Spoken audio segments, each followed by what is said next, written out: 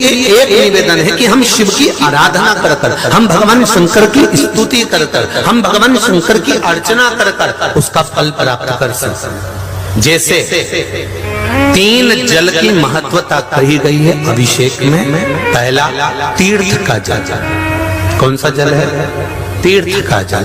जो भी तीर्थ का जल हमारे पास में होता है, जब हम कोई विशेष कार्य के लिए जा रहे होते हैं और हमारा कार्य सफल नहीं हो रहा, तो फिर तीर्थ के जल को शंकर भगवान के किसी भी मंदिर में जाकर उत्तर की ओर मुख कर कर उस जल को समर्पित कर दीजिए। आपका वो कार्य बाबा सफल जरूर करेगा। तीर्थ के जल से बल प्राप्त होता है।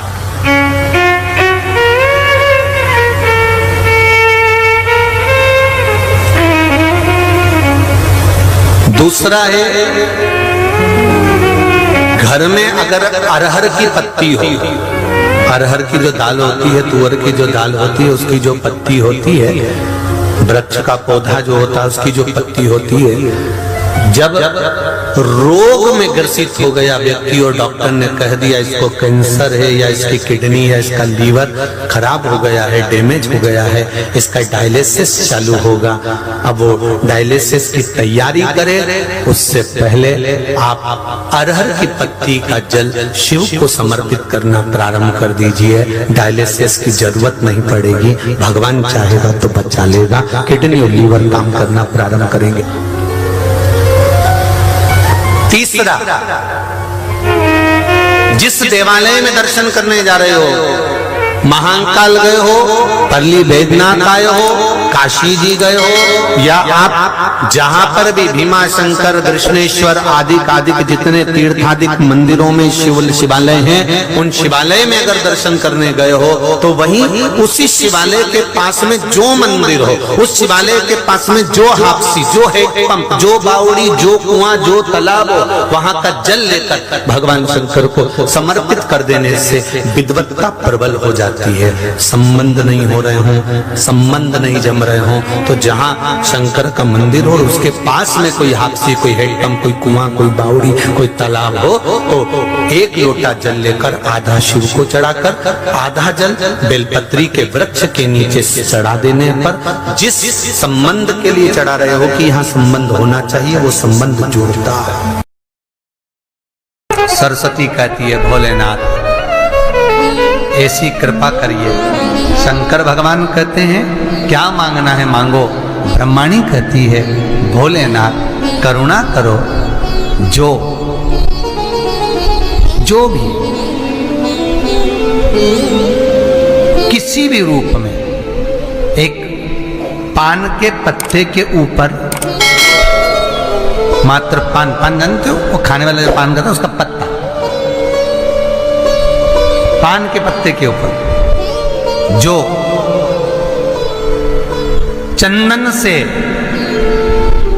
शंकर के नाम, पार्वती का नाम और ब्रह्माणी सरस्वती का नाम लेकर शिव को समर्पित कर दे। महाराज उसकी भी तिथि बताइए, बड़ी सुंदर है। जब रवि का पुष्य योग पड़े, रवि पुष्य नक्षत्र हो, रवि का पुष्य योग पड़े, उस समय पान के पत्ते पर चंदन से शंकर, पार्वती और सरस्वती का स्मरण कर कर जो शिवलिंग के ऊपर उस पान के पत्ते को चढ़ाकर 5 बेलपत्र, 3 समी पत्र समर्पित कर देते हैं, उस बच्चे से चढ़वा देते हैं, वो बच्चा कभी पढ़ने में कमजोर नहीं होता, विद्या में बढ़ता ही बढ़ता है। पलटकर माँ बाप को देखना ही नहीं पड़ेगा बच्चे को, कभी भी माँ को कहना ही नहीं पड़ेगा कि पढ़ने बैठ, वो खुद पढ़ेगा, रुचि से पढ़ेगा।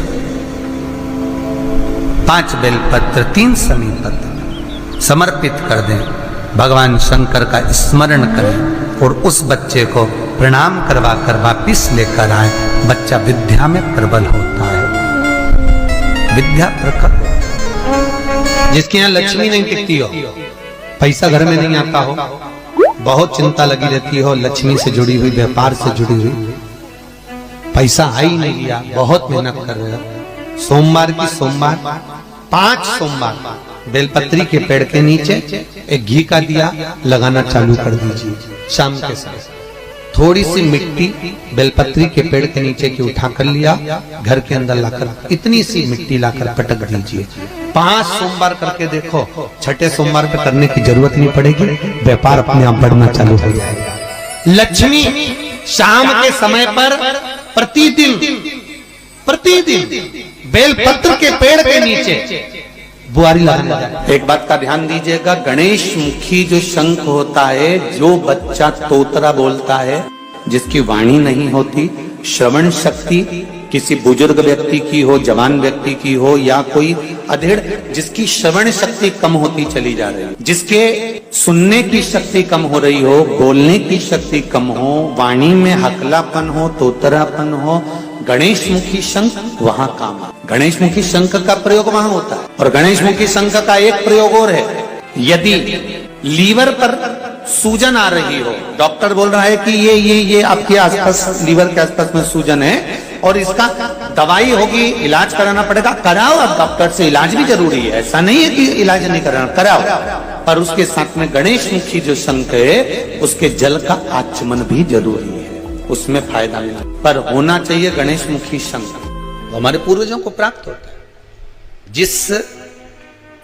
बालक बालिका का जॉब नहीं लग रहा हो, सर्विस नहीं लग रही हो, नौकरी नहीं लग रही हो, जगह जगह पहले करते थे जॉब, अब छूट गई, 2 साल हो गए, 3 साल हो गए, सर्विस नहीं लग रही हो, बहुत प्रयास कर लिया हो, बहुत प्रयास, तो महाराज काली तिल्ली को पीस कर उसको जल के पात्र में डालकर अपने घर के मटका, परिंदा, पितरों का जो स्थान होता है, जलाशय होता है, उसके पास में एक पात्र में रख दीजिए। बेलपत्री या बट का पेड़ या पीपल का पेड़, इस वृक्ष के नीचे एक रात्रि तक रखे रहने के बाद में दूसरे दिन अपनी कामना करकर, जिनका जॉब नहीं लग रहा, सर्विस नहीं लग रही, नौकरी नहीं लग रही, या कहीं उलझने उत्पन्न हो रही है, उस व्यक्ति को हाथ में ले जाकर उस पात्र का जल, 3